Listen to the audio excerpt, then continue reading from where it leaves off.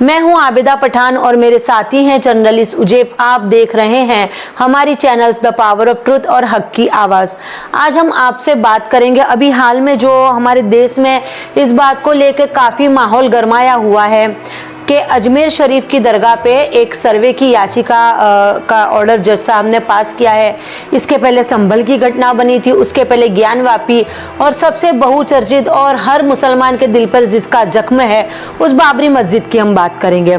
तो जैसा कि ये हर मंदिर मस्जिद का विवाद चलता है, तो एक बात बता दें कि सन 1991 में कांग्रेस की जब सरकार थी तो पीएम पीवी नरसिम्हा राव एक कायदा लाए थे, एक act, places of versus act 1991, जिसके तहत 15 अगस्त 1947 यानी जिस दिन हमारा भारत देश आज़ाद हुआ है उस दिन जिस जगह पर मंदिर था वो मंदिर ही माना जाएगा और जिस जगह पर मस्जिद थी वो मस्जिद ही मानी जाएगी। वहां पर लग जाता है फुल स्टॉप। यानी पीवी नरसिम्हा राव का इस कायदे को लाने की वजह ये थी। और खास आपको बता दें कि ये एक्ट बाबरी मस्जिद के विवाद पर लागू नहीं पड़ता है, क्योंकि बाबरी मस्जिद का जो मामला निर्मोही अखाड़े ने उठाया था वो अंग्रेजी हुकूमत के दौरान से भी कोर्ट में चल रहा था।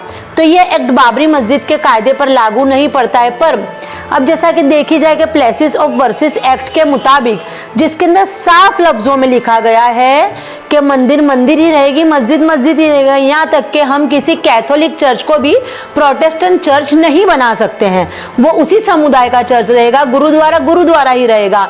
तो जब ये कायदा होने के बावजूद और निचली अदालतें जो हैं किसी के भी याचिका दाखिल करने पर किसी भी मस्जिद या दरगाह पर सर्वे का ऑर्डर दे देती है, तो शायद ये मेरे लिए छोटा मुंह और बड़ी बात हो जाए। तो क्या जज साहब ने वो कायदा नहीं पढ़ा होगा? और सबसे बड़ी बात कि पीवी नरसिम्हा राव को ये कायदा लाने की वजह ये थी कि जब भी मंदिर मस्जिद का विवाद आता है तो कौमी दंगे भड़क उठते हैं, जिससे लोगों को और देश को काफ़ी नुकसान होता है। तो उसको रोकने के लिए ये कायदा लाया गया।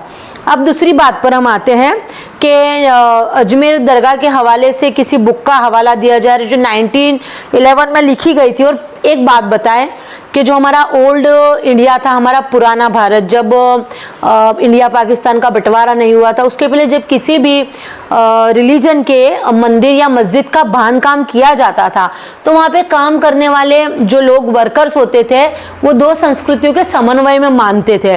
जैसे आप देखे जाए तो कितनी दरगाह और कितने मंदिरों की भी कलाकृतियाँ इसका आपको एक एग्जाम्पल के तौर पे देखने मिलेगी। तो मेरा यही याचिका दाखिल करने वालों से एक मेरा अनुरोध है कि आप ऐसी याचिकाएं दाखिल करने से पहले the places of versus act 1991 को उठा के देखें, उसे पढ़ें।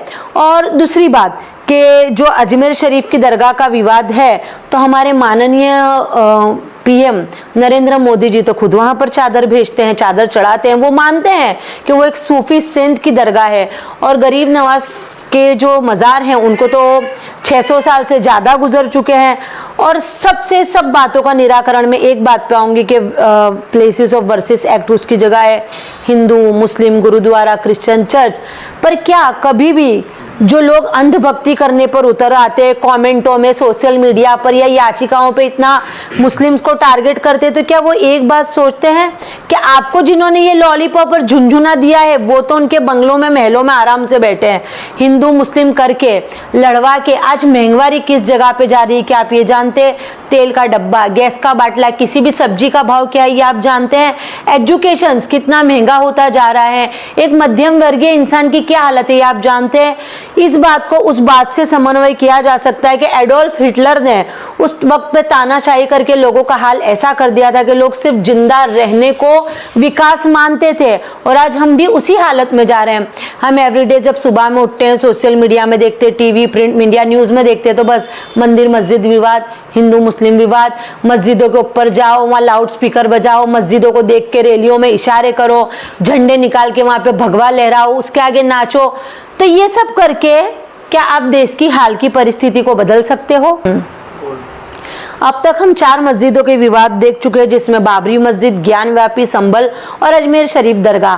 तो निचली कोर्ट में याचिका दाखिल होती है। उसके बाद निचली कोर्ट सर्वे का ऑर्डर दे देती है, जिससे शांति एकता कौमी का भंग होता है, देश में दंगे होते हैं। और उसके बाद फिर सुप्रीम कोर्ट हस्तक्षेप करता है और सुप्रीम उस मामले पे स्टे दे देता है। तो सुप्रीम कोर्ट का भी ये रवैया कुछ समझ में नहीं आता है कि निचली कोर्ट दंगे भड़का दे, याचिका सर्वे दे। तो जब ये कायदा आ चुका है तो इस कायदे के मुताबिक सुप्रीम कोर्ट के गवर्नमेंट को एक नोटिस जारी करना चाहिए, निचली कोर्टों को एक नोटिस जारी करना चाहिए कि भाई कभी भी ऐसी कोई याचिका दाखिल होती है तो उस मंदिर या मस्जिद या दरगाह के उसकी हिस्ट्री को देखते हुए कि भाई 15 अगस्त 1947 को यहाँ पर दरगाह ही थी, यहाँ मंदिर ही था और मस्जिद ही था, तो फौरन उस याचिका को खारिज कर दिया जाए, जिससे हमारे देश में कौमी शांति का भंग ना हो और शांति बनी रहे और हमारा देश विकास के पथ पर आगे बढ़े।